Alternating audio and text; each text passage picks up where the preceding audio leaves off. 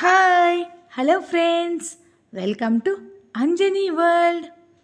నాగేంద్ర ఆదిత్యతో మాట్లాడుతూ, చూడు ఆదిత్య, మా అన్నయ్య ఒక నిర్ణయం తీసుకున్నాడు అంటే మేమందరం దానికి కట్టుబడి ఉంటాము. ఆ విషయం నీకు కూడా బాగా తెలుసు. మా అన్నయ్య ఏ నిర్ణయమైనా బాగా ఆలోచించి తీసుకుంటాడు. మా అన్నయ్య నేను ఈ పెళ్లి విషయంలో ఇంతగా పట్టుపడుతున్నాము అంటే దాని వెనకాల ఒక కారణం ఉంటుంది.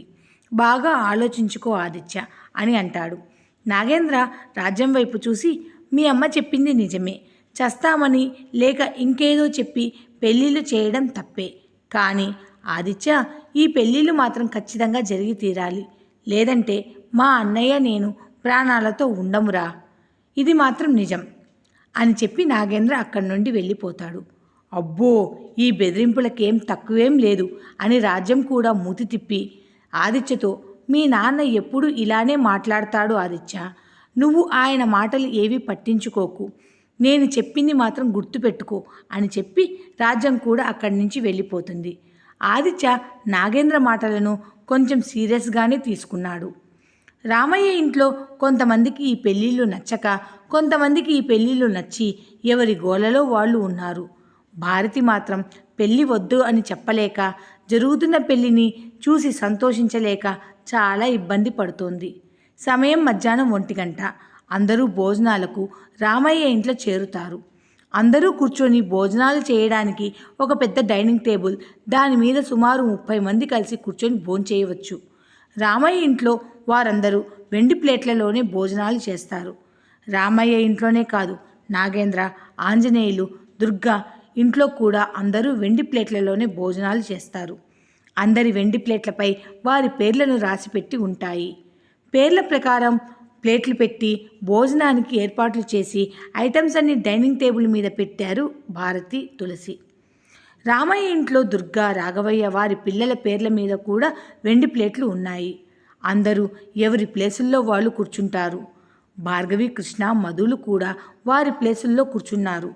భారతి కోపంగా సరోజతో భార్గవి, కృష్ణ, మధుల ముందు ఉన్న ప్లేట్లను తీయమని చెప్పింది. మధు, కృష్ణ, భార్గవి ఆశ్చర్యంగా భారతి వైపు చూస్తారు. భారతి వారి ముగ్గురి వంక చూస్తూ, ఈ రోజు నుంచి కాదు, ఈ క్షణం నుంచి మీ భర్తలు భోంచేసిన తర్వాతనే మీరు భోజనం చేయాలి.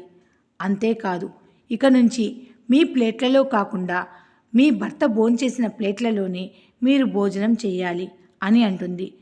తులసి భారతి వైపు చూసి, అక్కయ్య, ఈ రోజు నుంచి కాదులే, రేపటి నుంచి మన పద్ధతులను అలవాటు చేసుకుంటారులే అని అంటుంది.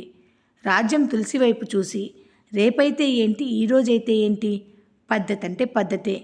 ఇప్పటి నుంచి మీ భర్తల పక్కనే నిలబడి వాళ్ళకి వడ్డించి, వాళ్ళు తిన్న తర్వాత వారు తిన్న ప్లేట్లోనే మీరు కూడా భోజనం చేయాలి అని చెప్పింది రాజ్యం.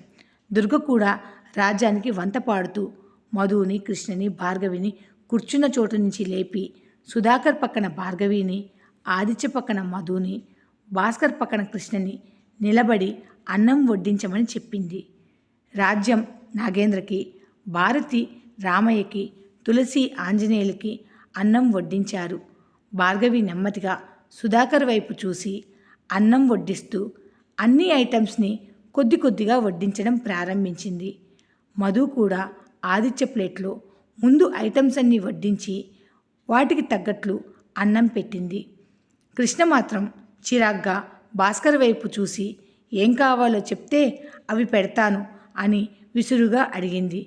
భాస్కర్ చిన్న నవ్వుతో కృష్ణని దగ్గరికి పిలిచి, ముందు ఐటమ్స్ వడ్డించు, తర్వాత అన్నం పెట్టు, ఆ తర్వాత నాకు కావాల్సింది నేను అడుగుతాను, అప్పుడు వడ్డించు అని చిన్నగా కృష్ణ చెవిలో చెప్తాడు భాస్కర్.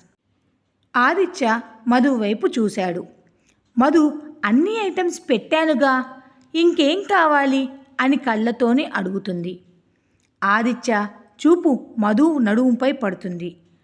ఆదిత్య చేతి వేళ్ల గుర్తులు అలానే మధు నడుంపై స్పష్టంగా కనపడుతుంటే వాటిని చూసి మళ్ళీ మధు వైపు చూశాడు ఆదిత్య.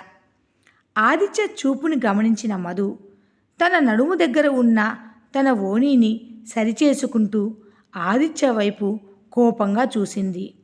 నీ పని ఇలా కాదులే, ఉండు చెబుతాను అంటూ ఆదిత్య తాగే మంచినీళ్ళ గ్లాసులో ఎవరికీ కనిపించకుండా 2 స్పూన్ల ఉప్పును కలిపి ఆ గ్లాసును ఆదిత్య పక్కనే పెడుతుంది.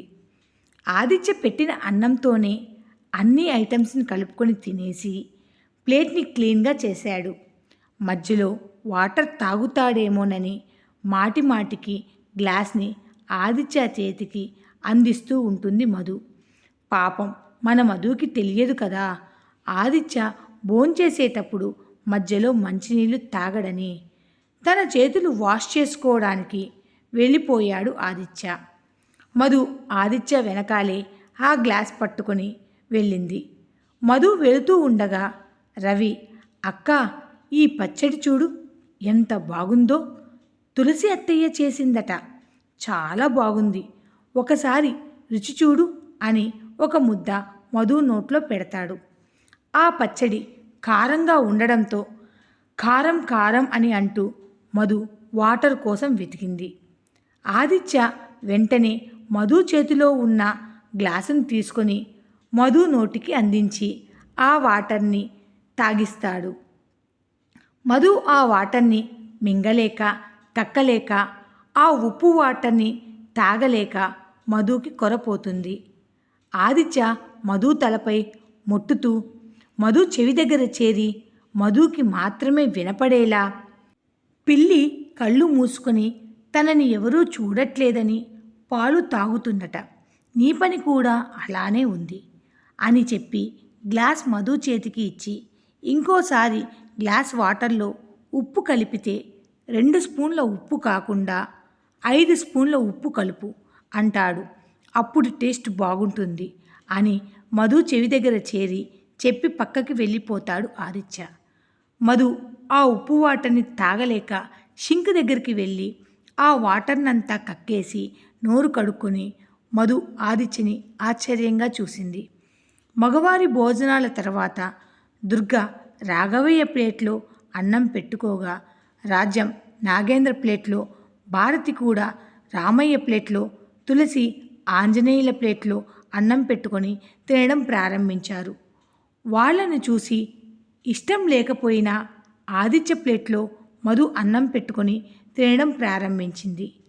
అలానే భార్గవి కూడా సుధాకర్ ప్లేట్లో అన్నం పెట్టుకొని, కృష్ణ భాస్కర్ ప్లేట్లో అన్నం పెట్టుకొని ఇష్టం లేకపోయినా తినడం ప్రారంభించారు. మధు తింటున్నంతసేపు హాల్లో కూర్చొని ఉన్న ఆదిత్యని గమనించసాగింది. మధు తననే చూస్తోందని తెలిసిన ఆదిత్య చిన్న స్మైల్తో తన ఫోన్ చూసుకుంటూ ఉన్నాడు. ఆదిత్యని మధునే కాదు, భార్గవి కూడా గమనిస్తోంది. ఆదిత్య పక్కనే ఉన్న సుధాకర్ భార్గవి తననే చూస్తోందని అనుకుని తన పక్కనే ఉన్న భాస్కర్ని పిలిచి, మీ వదిన నన్నే చూస్తోంది కదా, తన మనసులో మాట ఎవరికీ చెప్పదు, కానీ నేనంటే భార్గవికి ఇష్టమేరా అని అంటాడు సుధాకర్. ఆదిత్య భాస్కర్లు ఒకరి మొహాలు ఒకరు చూసుకొని నవ్వుకుంటారు. అందరి భోజనాలు కంప్లీట్ చేసుకున్న తర్వాత ఐటమ్స్ అన్నీ వంటగదిలో సర్దమని దుర్గ భార్గవికి చెప్పింది. అలానే డైనింగ్ టేబుల్ని క్లీన్ చేయమని మధుకి, కృష్ణకి చెప్పింది. టైం ఎంత త్వరగా గడిచిందంటే మధ్యాహ్నం 3 గంటల సమయంలో దుర్గ వచ్చి భార్గవిని, మధుని, కృష్ణని నిశ్చితార్థానికి రెడీ అవ్వండి అని చెప్పింది. కృష్ణ కోపంగా దుర్గ వైపు చూసి, అమ్మా, ఎందుకు ఇప్పుడు ఇదంతా చేస్తున్నారు, మాకు ఇష్టం లేదు అని చెప్పినా బలవంతంగా మా ముగ్గురికి ఇష్టం లేని పెళ్ళిళ్ళు చేస్తున్నారు, ఇది మీకు న్యాయంగా ఉందా అని అంటుంది. దానికి దుర్గ కోపంగా కృష్ణ వైపు చూసి, నేను మా అన్నయ్యకి మాట ఇచ్చాను కృష్ణ, నోరు మూసుకొని నేను చెప్పింది చెయ్యండి అని అంటుంది. అయితే రేపు కాపురం కూడా మీ అన్నయ్యనే చెయ్యమను అని చాలా కోపంగా అంటుంది కృష్ణ. కృష్ణ అని కోపంగా అరుస్తుంది దుర్గ. మళ్ళీ తన కోపాన్ని తమాయించుకొని దుర్గ కృష్ణ వైపు చూసి, చూడు కృష్ణ, ముగ్గురు ఈ పెళ్ళిళ్ళకి ఒప్పుకున్నారు కదా, మళ్ళీ ఏంటి ఈ గోల అని అంటుంది దుర్గ. ఎవరు ఒప్పుకున్నారు ఇక్కడ అని మధు అంటుంది. చూడు మధు, 2 ఏళ్ల తర్వాత అయినా మీరు పెళ్ళిళ్ళు చేసుకోవాల్సిందే కదా. అది కూడా మేం చూపించిన అబ్బాయిలనే కదా పెళ్లి చేసుకోవాలి. అదేదో ఇప్పుడే చేసుకోండి అని చాలా ఓపిగ్గా సమాధానం ఇచ్చింది. మధు ఏదో మాట్లాడబోగా దుర్గ మధు వైపు చూసి, చూడు మధు, మీ నాన్నగారు ఇక్కడ మాట ఇచ్చారు. మీ నాన్నగారి విషయం నీకు బాగా తెలుసు. ఒకరికి ఇచ్చిన మాట కోసం తన ప్రాణాన్ని అయినా ఇచ్చేస్తాడని. అటువంటిది నా పుట్టింటి వారికి మాట ఇచ్చాడంటే ఆయన ఎంత దూరం ఆలోచిస్తారో ఒకసారి ఆలోచించు మధు అని దుర్గా అంటుంది. అలా అని ఇష్టం లేని పెళ్ళిళ్ళు చేసుకోవాలా అమ్మా అని మధు అడుగుతుంది. ఈ కథ కనుక మీకు నచ్చితే please like, share and subscribe. Thanks for watching.